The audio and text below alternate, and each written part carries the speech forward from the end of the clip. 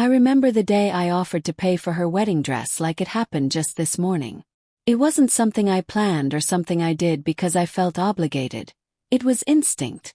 She was talking about the dress she'd always dreamed of, eyes lighting up like a child on Christmas morning, describing every detail down to the fabric and stitching.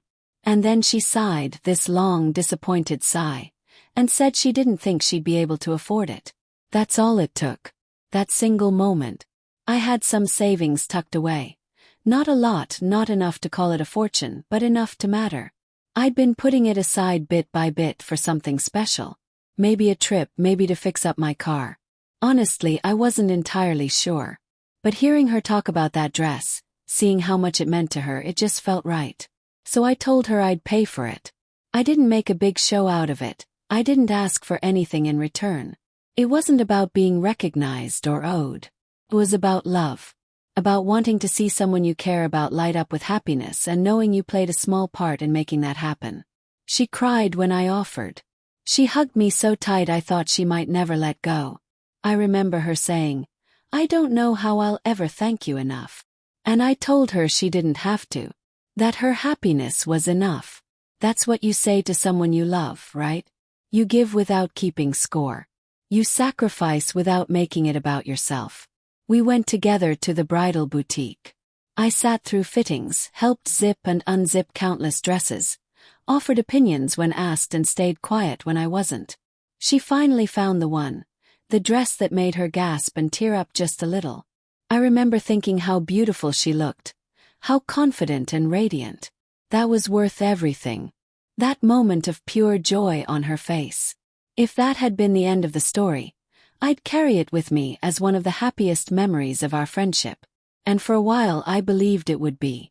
I believed that kindness given sincerely would come full circle, not because I needed a reward, but because that's how love and respect are supposed to work. I believed that being there for her in that way, in such a personal and meaningful moment, meant I would share in the joy of her big day. To sit in the crowd, maybe shed a tear, maybe be part of the photos, the laughter, the dancing. I believed I had earned my place there. Not through money, but through heart. But belief and reality don't always match. What I couldn't have known in that boutique, sitting across from her as she beamed in a gown I helped make possible, was that somewhere down the line, my presence would become a problem. That she'd look at me, not my actions, not my heart, but my appearance, and decide I didn't fit the aesthetic of her carefully curated wedding. That the same woman who cried in gratitude would later, without a flicker of hesitation, tell me I wasn't beautiful enough to attend. I want you to really sit with that for a moment. Imagine giving something meaningful to someone, something that cost you more than money. And then imagine them looking you in the eye and deciding that you, as a person, weren't good enough to be seen beside them. But that moment, that painful, breath-stealing moment, didn't erase what I did. It didn't take away the love behind the gesture. That day in the shop was real. The laughter, the joy, the bond, all of that was real. My kindness doesn't lose its value just because someone failed to honor it. My worth doesn't shrink because someone else failed to see it. So when I tell you I paid for her wedding dress with my savings, I don't say it with bitterness. I say it as a reminder, to myself and to you, that loving someone doesn't always protect you from being hurt, but it never makes you weak. Makes you whole. It means you have the courage to give, even when there are no guarantees. It means you understand the value of doing something good simply because it's the right thing to do. And that's something no one can take away from me. People always talk about defining moments in a friendship, those milestones where bonds are tested and either broken or made stronger. But rarely do we talk about the quiet ones. The ones that build over time, in shared secrets, late-night conversations, laughter over silly things, and being there when no one else is. That's what our relationship was made of. It wasn't just about being close, it was about being constant. She was my person, and for a long time I truly believed I was hers. We weren't always perfect, of course. No relationship is. But there was a rhythm to our friendship, a give and take that felt balanced, natural. I showed up for her. When her parents fought, when she failed an exam she'd studied so hard for, when she had that breakup that nearly shattered her. I was there, steady, present, sometimes with advice, other times just with silence and a blanket. And she was there for me too. She celebrated my wins, talked me down from spirals, helped me see beauty in places I never would have noticed on my own. That's what made everything feel safe. I wasn't just helping someone out. I was investing in something I believed was mutual. A friendship that had grown roots so deep, I never thought anything could shake them. So when she got engaged, I was genuinely thrilled. I knew how much she had dreamed of this, not just the wedding but the whole picture. The partner, the celebration, the beginning of a life she always said she wanted. I was ready to be beside her through all of it. She called me the night he proposed. I still remember the way she screamed into the phone, breathless, giddy, almost childlike in her joy. I cried with her, not because I was sad or jealous, but because I was happy for her. Genuinely, wholeheartedly happy. In that moment, it felt like we'd both arrived at something together. Her with this new chapter, and me, witnessing it as someone who'd been there from the first page. There were talks of being her maid of honor, or at least someone important in the bridal party. She'd say things like, "I don't know how I'd do any of this without you," and I believed her. Not because I needed to be at the center of her day, but because I thought I already was. I thought the years of friendship, of showing up, of loving her without conditions. I thought all of that meant something. That it counted. So I leaned into the role, not officially titled, but deeply felt. I helped her plan. I listened to her stress about colors, guests, venues. I was there when she couldn't decide between roses or lilies, when she cried because the seating chart felt impossible. All of it I was there. And again, not because I had to be, but because I wanted to be. That's what you do for someone you love. You show up. You invest not just your time but your heart. And through all of that, never once did I imagine there would come a day when I would feel like I didn't belong in her life anymore. That all the time, the love, the memories, could somehow be dismissed because I didn't fit her new image. It wasn't about the dress. It wasn't about the money. It was about the bond. And I thought that bond was stronger than appearances. I thought I mattered more than a filtered version of her wedding photos. Because when someone tells you that you're not beautiful enough to attend their wedding, it's not just an insult, it's erasure. It's a rewriting of everything you thought your relationship was. It's like being edited out of a story you helped write. It stings in a way that goes deeper than skin.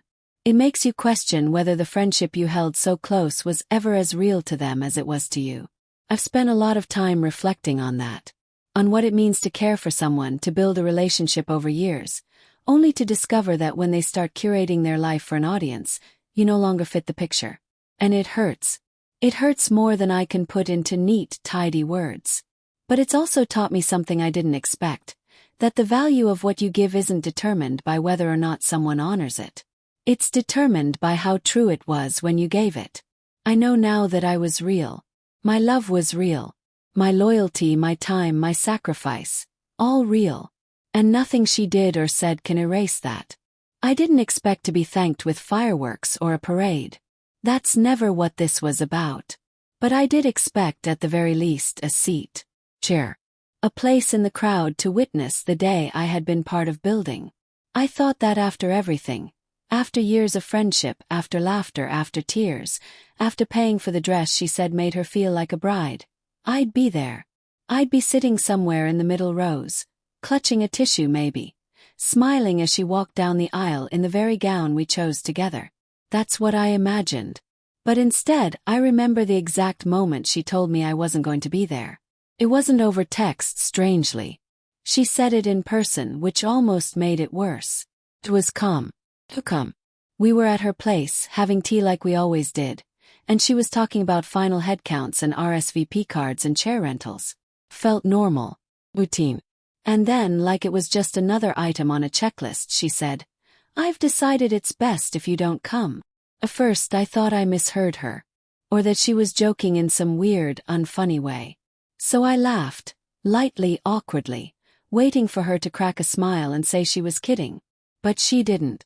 She just looked at me with that flat, rehearsed expression people wear when they're bracing for discomfort but not actually feeling it themselves. I asked her what she meant. And that's when she said it. "You know I love you, but I just don't think you'll fit in with the aesthetic." I sat there blinking, trying to absorb what that meant. She kept talking, explaining in that overly gentle tone that makes you feel like a child being scolded. "You're beautiful in your own way, obviously," she said. "But I'm trying to keep everything very elegant and streamlined. You know, symmetrical. Symmetrical. I wish I could say I had some fierce comeback. That I stood up and told her off, or that I walked away with my dignity in flames behind me. But I didn't. I just sat there, stunned, nodding too much, my throat tightening so hard it felt like it was physically closing. Because in that moment, all the things I thought I was, all the love, all the friendship, all the support, were reduced to a mismatch in her wedding palette. I remember going home and looking in the mirror longer than I usually do. Not out of vanity, but because I suddenly felt like I was seeing myself the way she must have seen me. Like an accessory that didn't go with the table linens. Like I was too much of something, or maybe not enough. Too plain.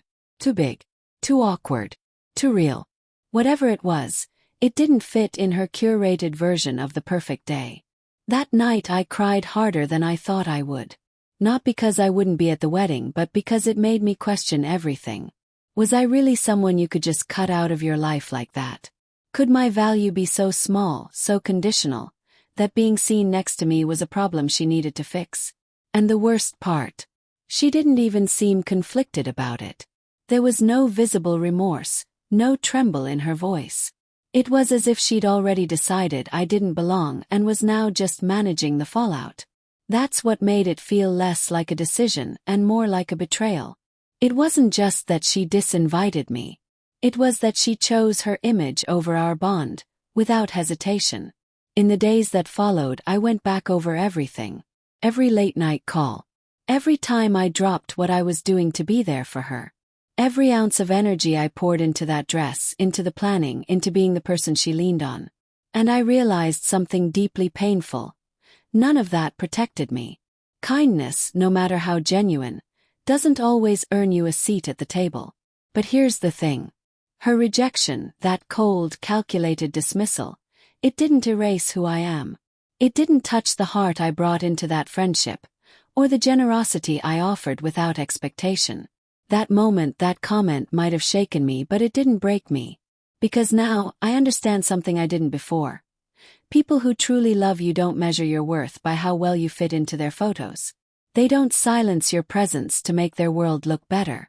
And if someone can't bear to be seen with you on the most beautiful day of their life, then maybe they never truly saw you at all. There's no manual for how to deal with a wound that doesn't bleed but still hurts every time you breathe. When someone tells you in no uncertain terms that your presence, your face, your body, your being, doesn't belong at the most important day of their life, it doesn't just sting for a second. It lingers, settles into your bones. It whispers ugly little lies that echo every time you pass a mirror or sit in silence too long. And that's exactly what I had to face after everything. After the time, the energy, the love I poured into that friendship, that dress, that dream of hers. First I tried to brush it off. Told myself it wasn't about me. That weddings make people a little crazy. That maybe she was under pressure or insecure or influenced by someone else. I made every excuse I could, not for her, but for my own heart. Because the truth was too heavy to face right away. The truth was that she chose to exclude me. She looked at me with all my loyalty and history, and decided I wasn't good enough to be part of her story anymore. For days I replayed it all. That moment she told me not to come. The tone in her voice. The expression on her face. Not cold exactly, but definitely not kind. There wasn't a trace of the girl I used to know. The one who once told me she couldn't imagine getting married without me there. It felt like the friendship I cherished had been quietly taken off life support while I wasn't looking. I didn't talk about it at first. Not with anyone. I didn't want to seem bitter or dramatic. I was afraid if I said the words out loud. She told me I wasn't beautiful enough to be at her wedding, that people would either pity me or worse, agree. So I swallowed it. I smiled through it. I nodded when mutual friends asked if I'd be attending and said, "No, things just got complicated." I couldn't bring myself to say the truth, because saying it meant admitting how deeply it cut. But grief has a way of leaking out even when you try to contain it. I started to withdraw a bit. I felt myself shrinking. I looked at photos differently. Picked at my appearance. I questioned things I'd once loved about myself. I wondered what she saw when she looked at me that made her feel like I'd ruin her big day by simply existing in the room. It wasn't just sadness. It was shame. And it made me furious. Not at her at first, but at myself, for letting someone else's shallowness get so deep under my skin. Eventually the anger did come. And not the fiery kind you can throw at someone and get over. This was quiet, tired anger. The kind that comes from feeling deeply betrayed by someone you trusted. I kept thinking, how dare she? How dare she take what I gave and treat it like it was disposable? How dare she reduce me to a decoration she could leave out of the arrangement because I didn't match? And most of all, how dare she pretend it was an act of love to protect me from embarrassment, when in truth, she just didn't want to see me in the pictures. But even in my anger, I knew I didn't want to become someone hardened by it. I didn't want this to be the thing that turned me cold. So I did the hardest thing I could do. I let myself grieve it properly. I let myself cry over the loss of the friendship, not just the disinvitation. I let myself feel the rejection, sit in it, understand it. Not because it was fair, but because it was necessary. You can't heal what you refuse to admit is broken. Slowly, I began to separate her choices from my worth. I started to see that her inability to accept me had more to do with her fear of being judged than it ever had to do with me. I was just the mirror she didn't want held up in front of her carefully polished image. And while that realization didn't take away the pain, it did begin to give me peace. Because I knew deep down that I showed up with my whole heart. Gave my best. I loved her the way people hope to be loved. And that will always mean more than any invitation ever could. The truth is, not everyone will value what you bring to their life. Not everyone will honor the space you hold. But that says everything about them and nothing about you. After everything that happened, after the silence, the awkward texts that stopped coming, the wedding I didn't attend, I found myself obsessing over one word: beautiful. That's what she said I wasn't. Not kind enough, or loyal enough, or important enough. Well, just not beautiful.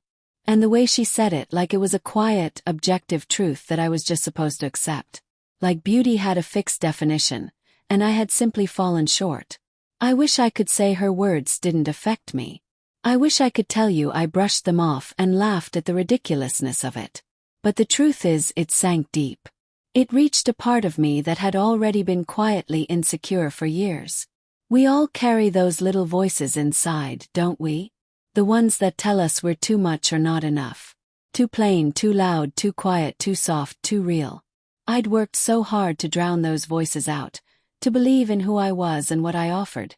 And then, with a single sentence, she resurrected every one of them. Suddenly I was questioning everything. I was remembering every moment I'd felt left out, overlooked, second best. I started to revisit memories I thought were long healed. The time in school I didn't get asked to prom. The way I avoided full-length mirrors in dressing rooms. The little comments from relatives at family gatherings that always came with a smile but carried sharp little edges. It all came back. Her words weren't new. They were just the loudest echo of every hurt I'd buried. But here's the thing. As painful as that reflection was, it also opened something up in me. Because once I let myself sit with that hurt, really sit with it, I realized how much power I'd been handing over to other people. People who didn't truly know me. People who thought beauty was about symmetry and smooth skin and fitting into some curated image of perfection. People who believed that value is measured in aesthetics. That's when I started asking different questions. What if beauty isn't something you see? What if it's something you feel? Something you give? What if beauty isn't found in the mirror at all, but in the way someone shows up when it matters? In the way they love, in the way they listen, in the way they pour themselves into another person's joy without asking for anything back. Because if we measure beauty by heart, then I know who I am. I know what I did. I gave selflessly. I loved deeply. I stood beside someone I called a friend and did everything in my power to lift her up. That's beauty. That's real. It doesn't fade with time. And it doesn't need validation in the form of a wedding invitation or a filtered photo. It exists whether anyone acknowledges it or not. And I started looking around, at the people in my life who had never once made me feel less than, at the moments of laughter and connection and genuine affection I'd shared with others. None of them ever asked me to shrink. None of them ever tried to edit me out. They saw me fully and loved me because of it, not in spite of it. That's when I began to reclaim the word beauty. Not as a label someone else gives me, but as a truth I define for myself. It's in the way I care, the way I forgive, the way I can still feel compassion for someone who hurt me deeply.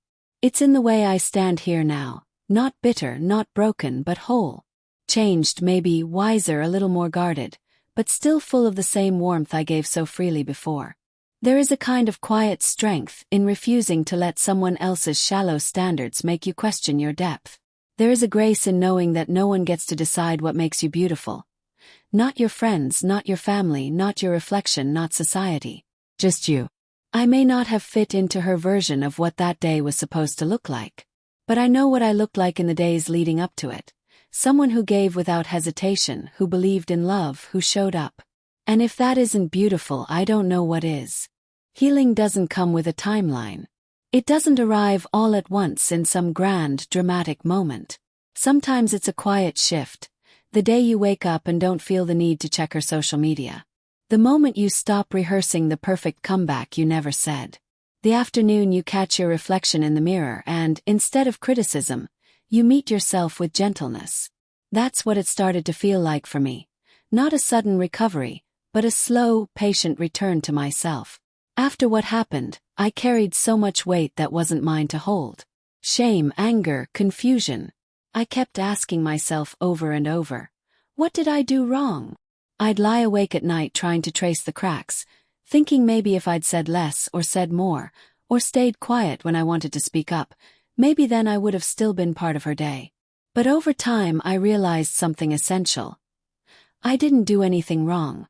I just existed in a way she decided didn't suit her narrative. That doesn't make me guilty. It makes her dishonest. It took me a while to stop personalizing her choice. To stop thinking that her rejection was about some flaw in me rather than a reflection of her values.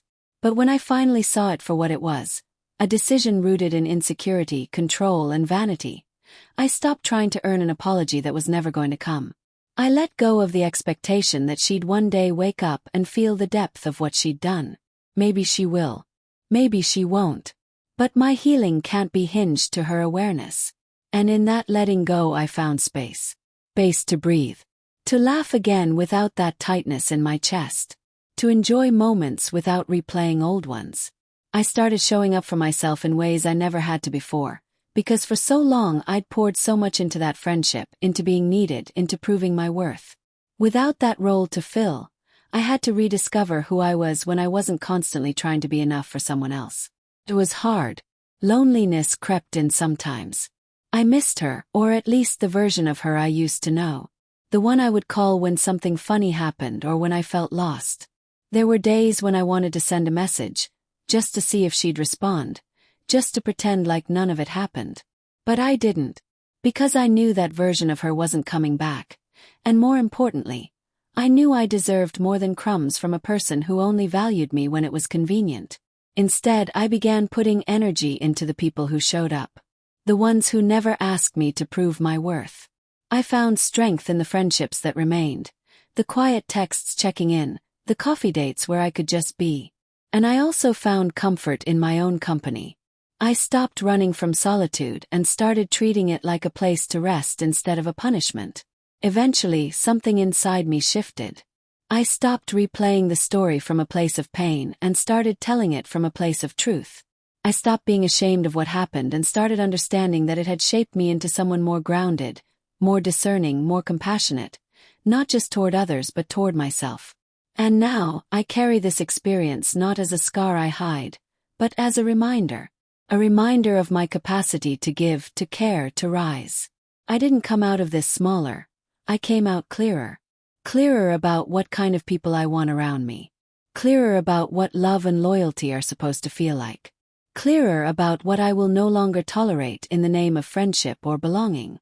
She may have left me out of that wedding, but I am no longer standing outside of my own life, waiting to be invited in. I'm here. Present. Whole. And every time I choose to stand tall instead of shrinking, every time I speak with honesty instead of fear, every time I give love without losing myself, I win. Not over her, but for me. Because healing isn't about forgetting.